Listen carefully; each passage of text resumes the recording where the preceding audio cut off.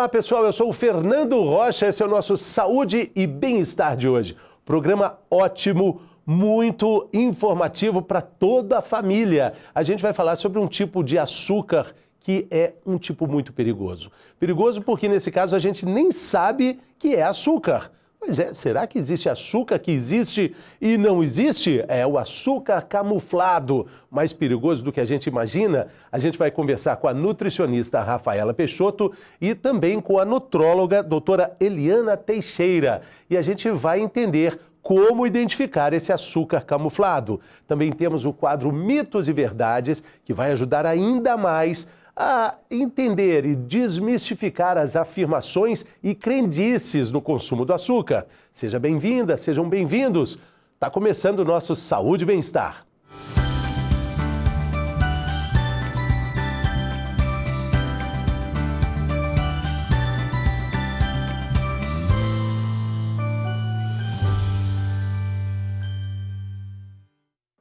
Muito bem. Quando você compra um produto no supermercado, você lê os rótulos, você entende aquelas letrinhas indecifráveis? Claro que não dá para entender.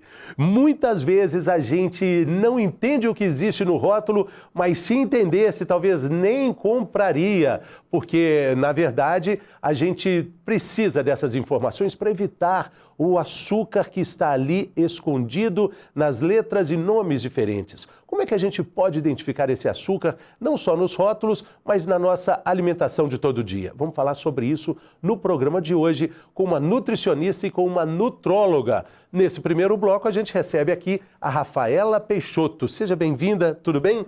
Tudo bem, obrigada. Alegria te receber aqui. Vamos começar falando desses rótulos e do açúcar que está ali e a gente nem vê. Porque se tivesse assim, açúcar, aí a gente já assustava, né? Mas é quase como se fosse assim para quem entende o rótulo, né? É verdade. Nos rótulos a gente tem vários nomes que dizem respeito ao açúcar. Então nós temos a sacarose, que de fato é um açúcar, temos glucose, temos xarope de milho. O xarope de milho. Só fazendo um parênteses, o xarope de milho muitas vezes aparece em um produto que a gente entende com uma aura de saudabilidade, que é a barrinha de cereal, né? Exatamente. Para a barra de cereal ficar naquela consistência, precisa-se de um xarope. Xarope de milho, xarope de glicose também, né? Xarope de glucose, que também tem essa questão do açúcar ali por trás, escondido. E aí, a gente não entendendo isso, acaba consumindo muito mais, porque a gente acaba fazendo concessões também para o açúcar de todo dia, porque de amarga chega a vida, né? E, inclusive, existem alimentos salgados, biscoitos salgados, por exemplo, que tem esse açúcar camuflado. De uma forma geral, tudo que tem carboidrato é açúcar? Não necessariamente. O carboidrato, na verdade o açúcar, ele é um tipo de carboidrato, mas vai variar de acordo com o índice glicêmico disso aí e dos outros compostos ali associados. Sim, mas quando a gente fala de embalagem, a gente precisa também prestar atenção nos alimentos, esses muito condenados à gordura hidrogenada, os alimentos ultraprocessados, eles também têm açúcar. Vamos citar um, por exemplo, o velho e bom salame, daquele pãozinho com salame. Ali é processado até Marte, né, de tanto que é processado. Inclusive, é tão processado que a Organização Mundial de Saúde diz que não tem dose segura de consumo. Então não é aquela coisa que dá para a gente dizer assim, posso usar uma vez ao ano que não me traz prejuízo. Não existe essa dose segura quando a gente pensa em embutidos, em carnes embutidas. Salame, presunto, salsicha, mortadela, peito de peru, que tem essa ideia de ser mais saudável, enquadra em carnes embutidas que de fato é extremamente ruim para o organismo. Por quê? Porque eles tendem, na composição, ter nitritos, nitratos que aumentam o risco de câncer, tendem a aumentar a pressão arterial, podem estar relacionados a problemas intestinais. Então, de fato, traz um malefício significativo para o corpo. Agora, essa associação do açúcar com câncer, está muito dentro da sua especialidade também. Você é uma nutricionista ligada à área oncológica, pediátrica e oncológica? Oncológica adulto e idoso. Sim. E muito se fala dessa relação, né, Rafaela, do açúcar com as células cancerígenas. Sim, na verdade o que acontece é que a célula cancerígena ela tem uma preferência. É mais fácil para ela utilizar o açúcar como fonte de energia. Essa fonte de energia tende a trazer uma maior reprodução das células cancerígenas. Mas o câncer ele é esperto e na falta do açúcar propriamente dito, ele vai utilizar outros compostos, como proteína, como gordura, mas sabemos que o açúcar faz mal como um todo. Então a ideia é realmente limitar esse consumo, especialmente quando a gente pensa nesse consumo que está ali camuflado, porque normalmente vem junto com outros produtos que são ruins, como corantes, especialmente corante caramelo, como o excesso de sódio, os ultraprocessados, que esse a gente já tem muita evidência de que realmente aumenta o risco de câncer. Ultraprocessado, como a Rafaela disse aqui, né? O salame, salsicha, peito de peru é comida processada. Sanduíche natural de peito de peru não é tão natural assim, quer dizer, não é nada natural. As farinhas também, né? O pão nosso de cada dia, né? Também tem um certo risco. O pão de sal, na verdade, tem açúcar também. Sim, ele contém açúcar, né? Como vários outros tipos de pães. E é importante que a gente tenha uma cautela pensando também em índice glicêmico. Então, por exemplo, o pão de sal, ele não tem fibra. E a falta dessa fibra faz com que ele seja absorvido muito rápido. Essa absorção muito rápida tende a trazer uma série de complicações, pensando em glicose, mas também pensando em estoque de gordura, também pensando em descontrole do corpo como um todo. E lembrando que esse estoque de gordura tem uma relação direta com o câncer, que é o fato da obesidade. A obesidade é uma doença que inflama o corpo e essa inflamação ela tende a estar relacionada com o aumento do risco de alguns tipos de cânceres. E o pico glicêmico, aquele chicote glicêmico, vai fazer com que a fome volte mais rápido, ao contrário dos alimentos que têm mais fibra, que não são muito processados ou nada processados, os integrais, né? Sim, quando a gente pensa nessa questão do índice glicêmico, glicose eleva, a tendência é que o pâncreas libere mais insulina. A insulina é um hormônio que tende a aumentar o apetite e também está relacionado a estoque de gordura no corpo. Então, de fato, ter uma fibra ali associada, como por exemplo um pão integral, que também é importante ler rótulo, para ver se esse pão de fato tem uma composição interessante. Porque a indústria liberou vários fatores aí para dar uma amenizada no rótulo do pão integral. Então, nem todo pão integral é absolutamente integral, né? Exatamente. O pão, para ele ser 100% integral, ele tem uma composição que não deixa dar uma liga a ponto dele ficar fofo, macio e tão saboroso. Então, para a indústria conseguir manter o sabor deste produto, eles acabam por acrescentar alguns outros tipos de produtos para manter essa qualidade palatativamente falando. Então, normalmente, qual é a dica para a gente conseguir identificar um pão de uma composição melhor? Os ingredientes, eles são ordenados de acordo com o maior teor. Então, aquele primeiro ingrediente que vem lá no rótulo é o que tem em maior quantidade naquele alimento. Então, se vem ali primeiro farinha integral, é porque, de fato, ele é um alimento mais integral. Primeiro lugar, farinha integral, opa, ok. Ou, às vezes, vai ter uma castanha, alguma coisa do tipo. Também. Ok. Mas se O que não é ok? Exatamente. Tem alguns tipos de pães que, inclusive, o primeiro ingrediente é o açúcar. Olha só. E o ideal é que venha mais para o final dessa lista.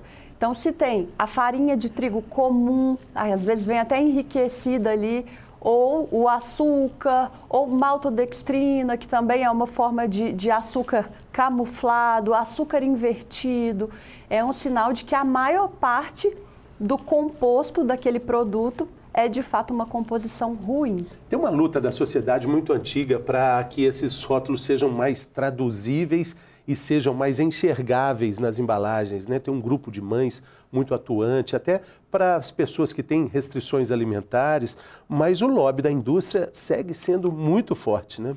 Sim, com certeza.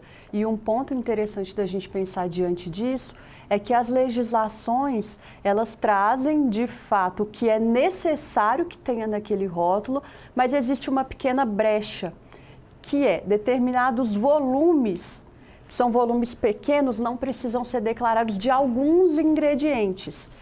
E, às vezes, a indústria coloca uma porção menor e aí ela não tem a obrigação de ter que declarar aquele ingrediente. E no caso do pão integral, aquele pão de forma integral, né, que nós estamos falando, porque, claro, na padaria que vende aquele pão integral não vai ter o rótulo, claro, a gente só vai ver pela consistência. Mas no caso do pão integral de supermercado, pão de forma, a troca dos ingredientes pode entregar para o rótulo um aspecto de saudabilidade enganosa, né? Que é uma saudabilidade não verdadeira, né? E é importante, por isso, ler esse rótulo. Existem, hoje, né, atualmente, alguns aplicativos que facilitam um pouco disso. Que quando você lê o código de barra ali pelo seu celular, você consegue ter uma tradução um pouco melhor desse rótulo. É um pouco complicado porque vivemos numa sociedade de muitas atividades. Claro. Então, mas só essa dica, né, Rafaela, de alimentos que vêm na ordem com mais ou menor quantidade no produto, já vale muito. Essa é uma dica de ouro. Mas tem outra. Estamos falando sobre o açúcar oculto na vida de todo dia. Rafaela acabou de dizer, o pão de sal tem açúcar. Olha o açúcar escondido, danado esse açúcar, hein? Exatamente. E aí a ideia, né, para que a gente consiga manter-se em uma alimentação saudável, não é excluir o pão de sal, é equilibrar. Então eu vou alternar esse consumo, eu posso colocar um queijo nesse pão para poder diminuir o índice glicêmico. Olha, está me ocorrendo aqui, a gente como mineiro que né? Salve o pão de queijo disso aí. Me dê uma notícia boa, Rafaela. A notícia não é muito boa. O pão de queijo, ele tem um índice glicêmico alto. O queijo ajuda ali um pouquinho, mas normalmente ele tem um excesso de sódio ali associado. E o polvilho tem um índice glicêmico alto. Ele só não tem farinha de trigo. Farinha de trigo não. Claro, se tiver, porque lá em São Paulo, pão de queijo tem farinha de trigo, tem um tanto de coisa. É outro nome, quer dizer, é outro produto, só que eles insistem em chamar fora de Minas Gerais aquele negocinho lá de pão de queijo. Porque pão de queijo só existe em Minas Gerais, que é feito com queijo curado, que tem dificuldade para sair de Minas Gerais, porque esse queijo tem a questão da vigilância sanitária, porque ele tem que ser feito assim que sai da vaca, né? Não pode ser pasteurizado. Por isso, só existe pão de queijo em Minas Gerais, que não tem farinha. Né? Pão de queijo não tem farinha. Não tem farinha, tem polvilho. Polvilho. Polvilho está um pouquinho melhor que a farinha. Se a gente for pensar nessa questão do contexto de índice glicêmico, eles são parecidos, mas tem outros quesitos ali por trás que a farinha tende a ter um malefício maior, mas é muito importante a gente entender para quem que estamos falando. Sim. Então pode ser que para alguma pessoa que tem alguma complicação ali maior, a gente escolha, tem uma escolha diferenciada aí. Claro, essa individualização do tratamento, né, principalmente por parte da nutrição, a gente vai ter uma nutróloga no próximo bloco, a medicina e o trabalho de saúde cada vez são mais individualizados, né? Mas a gente está falando de uma forma geral, e você disse aí da parcimônia, assim, do equilíbrio. Não é para banir o açúcar mesmo, porque seria muito difícil a vida, né? Se a gente tirasse o açúcar, seria seu sonho? Você queria? Fala assim, seu gênio da lâmpada, o que você quer? Que saia o açúcar do mundo?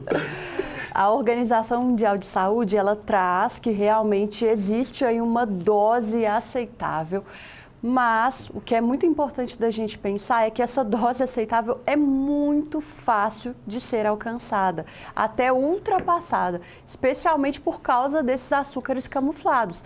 Gente, o arroz japonês, né, do sushi, da comida japonesa, tem açúcar na composição. Outra notícia bombástica, o arroz também tem açúcar. E não é da uva passa, que tem gente que odeia arroz com uva passa, mas não é isso. O arroz é do amido. Na verdade, o arroz japonês, ele é acrescido para ele ficar naquela consistência, o açúcar propriamente dito. E nós ainda comemos com o molho shoyu, que também tem açúcar na composição. O molho shoyu tem açúcar? Tem. Vai me dizer que a maionese tem também? Maionese não. Mas é importante, né, a gente ter esse olhar um pouco mais crítico, porque muitas coisas que são salgadas podem ter o açúcar ali por trás. Essa é a informação do programa de hoje, né? Porque a gente está identificando aí esse equilíbrio. Qual é a dose recomendada pela Organização Mundial da Saúde? No sal, a gente já falou aqui, o brasileiro consome mais que o dobro do recomendado. Seriam aqueles 5 sachês de 1 grama, mas também o sal oculto é gigantesco. E o brasileiro consome em média de 12 a 15 gramas de sal por dia. Sem contar o sódio, né? Mas e o açúcar? A Organização Mundial de Saúde fala que é aceitável 10% do volume total de caloria, que dá mais ou menos, numa dieta aí padrão de 2.000 calorias, 50 gramas. Mas a gente sabe, tem vários outros artigos que limitam um pouco mais isso para 5%, que dá aproximadamente 20 gramas. 20 gramas. Mas é importante pensar que nós não estamos falando de pegar 20 gramas de açúcar, uma colher de sopa e colocar no suco. Por quê? Porque esse volume é o volume total do dia, que entra o açúcar da fruta, entra o açúcar que já está ali no alimento, no pão, que está de fato embutido ali por trás desse alimento. Outra coisa importante a gente falar que a frutose, o açúcar da fruta, também ele não é tão bonzinho assim. No caso de algumas situações, ele tem que ser restrito, né? Sim. O açúcar da fruta, quando nós estamos falando dele na fruta propriamente dita, a fruta tem fibra, né?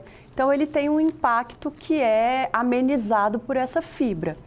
É claro que a gente vai evitar, por exemplo, excessos de fruta ao longo do dia. Uva, melancia, são as que tem mais, que tem o índice glicêmico mais alto. Mas nada disso está proibido. A gente precisa, de fato, equilibrar. Por quê? Porque muita gente tem medo de comer a fruta por causa da frutose, mas as frutas são riquíssimas em outros nutrientes que são muito positivos para o corpo. Mas pode ter medo de comer a fruta por causa da frutose, mas um quindim não tem medo, né? E a frutose que faz mais mal é a frutose modificada pela indústria. Do suco que é de caixinha. Do suco de caixinha, mas esse xarope de milho, que é uma frutose modificada.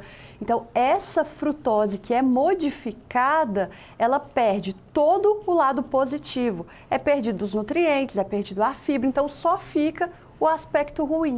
Então, essa frutose, de fato, é muito ruim para o organismo. Tira tudo, né, que é bom, né? Quando eu fazia o programa Bem-Estar lá na TV Globo, a gente conversava muito com o Dr. Alfredo Halper, que é um querido amigo, meu anjo da guarda, está no céu, guardando por nós. E quando tinha um suco de laranja, uma jarra de suco de laranja na estreia, estava o Dr. Alfredo Halper e o Dr. Drauzio Varela. Um suco de laranja, um suco de uva. Ele teve um ataque. Isso é um veneno, por que vocês acham que isso é saudável? Isso é horrível. Essa aura de saudabilidade atrapalha muito, né? Achar que o suco... O bom é chupar uma laranja, comer o bagaço da laranja, uma mexerica com casca não, mas com tudo, né? Exatamente. O melhor é comer. Pode chupar, mas ainda assim melhor é comer. E quando a gente pensa no suco de laranja, primeiro ponto, quantas laranjas a gente precisa para fazer um suco? Um volume muito grande. E a laranja propriamente dita, ela tem um índice glicêmico alto. E aí vai um ponto interessante da gente pensar que esse excesso, né, do carboidrato em forma de bebida tende a ser ainda pior, porque vai ser absorvido muito mais rápido. E aí a gente gera aquele pico de glicose, como consequência o pico de insulina. Qual a sua reação quando você está sentada assim numa padaria, numa lanchonete, alguém pede um suco de laranja e fala assim, com açúcar? E aí vem aquele degradê assim, branquinho de açúcar e o resto laranja. Você tem vontade de falar para a pessoa? Com certeza, né? No meu papel de profissional de saúde, essa vontade vem. Já aconteceu? Eu não falo, né? Mas você já viu isso? Já vi, Imagina, com certeza. suco de laranja já é doce, ainda coloca açúcar. E o que é legal da gente pensar diante disso? As nossas papilas gustativas, que captam os sabores, elas tendem a ir se acostumando com esse excesso e vai pedindo mais. Mas a notícia boa é que o contrário também é verdadeiro. Quando a gente começa a fazer essa redução, as papilas gustativas também conseguem entender essa mudança. Por exemplo, o café, né? O café com açúcar vai captar ali um sabor pelas papilas gustativas. Quando o indivíduo começa a reduzir esse açúcar, as papilas gustativas elas vão se acostumando. E aí, se ela está um tempo maior sem esse açúcar no café, se por um acaso acontecer de tomar um café com açúcar, a papila sente. E aí já deixa de achar aquilo saboroso. Dizem que quem toma café com açúcar não toma café, não sabe o que é um café. E eu estou na metade da humanidade, assim, que ainda não conseguiu evoluir para tomar um café sem adoçante. Vamos falar do adoçante. Ele está igual ao açúcar também? Vamos condenar? Vamos dar uma aliviada? Depende do tipo do adoçante. Os adoçantes artificiais, eles tendem a ser bastante ruins para o organismo. Podem elevar a pressão, podem aumentar o risco de câncer. Então, é importante também a gente limitar esse adoçante. E o adoçante, ele tem um sabor mais adocicado.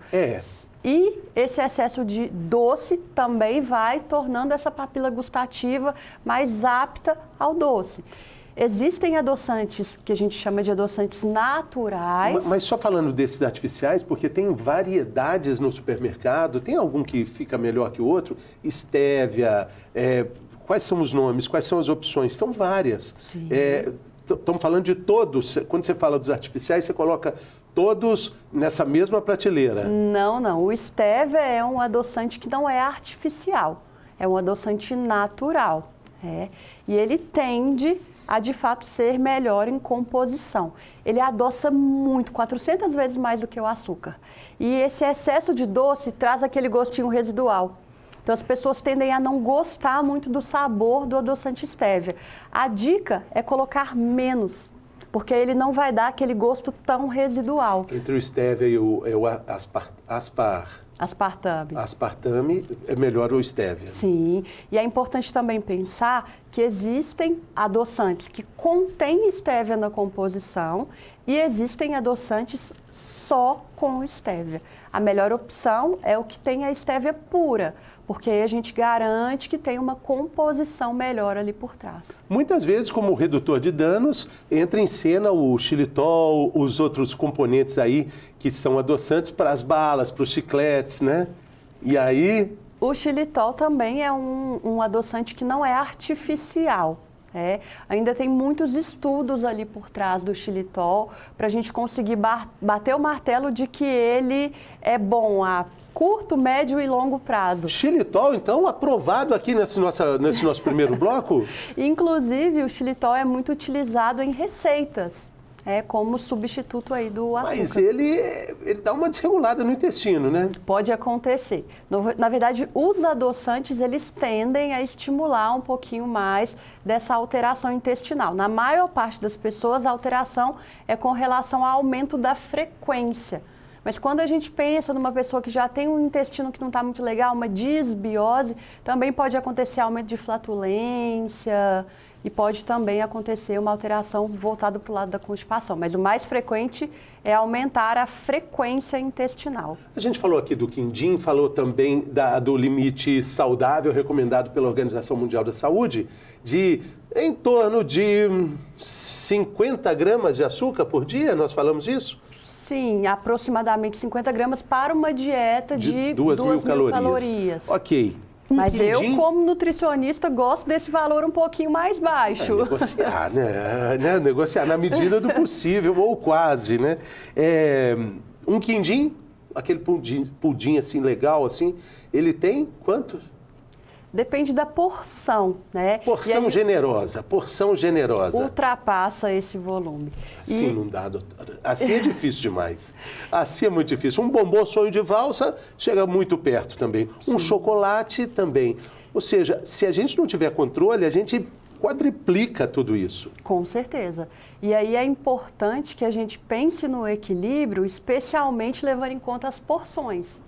A ideia não é restringir da vida, mas é equilibrando com os alimentos saudáveis, e também limitando essa porção. E quando eu falo em porção, a gente precisa cuidar do volume consumido ali naquele momento, mas também o volume total.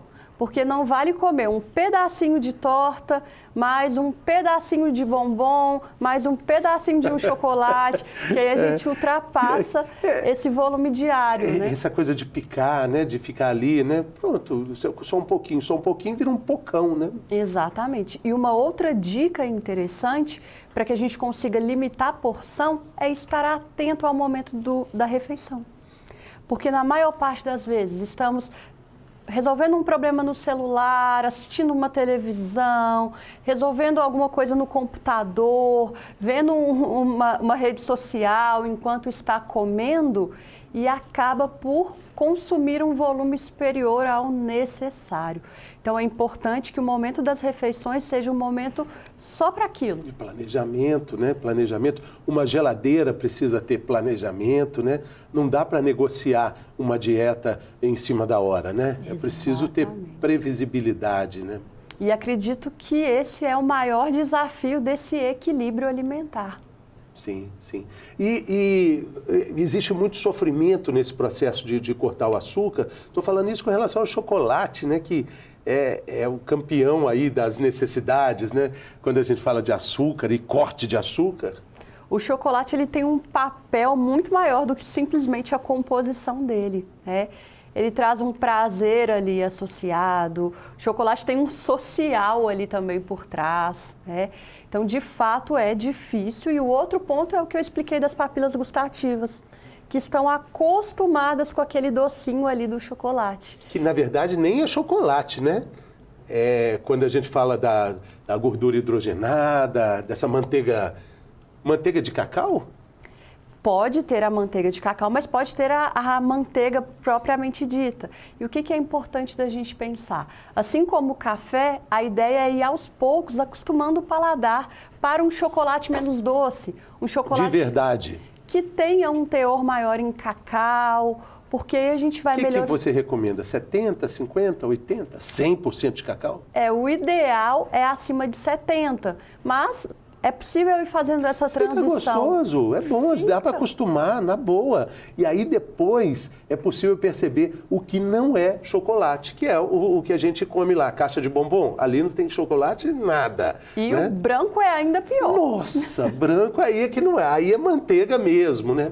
Quando a gente vai entendendo isso, vai ficando com o paladar mais apurado. É natural que isso aconteça. E outra coisa que ajuda a melhorar esse paladar é ter na alimentação como base, né, as verduras, as frutas, os folhosos, porque aí o nosso paladar ele vai acostumando com isso e necessitando menos desse doce que a papila gustativa estava tão habituada. Para a gente caminhar aqui para o fim desse bloco, a gente tem que falar também sobre a cerveja. Eles dizem que a cerveja é o pão líquido, então cerveja também tem açúcar? A maior parte delas tem açúcar, né?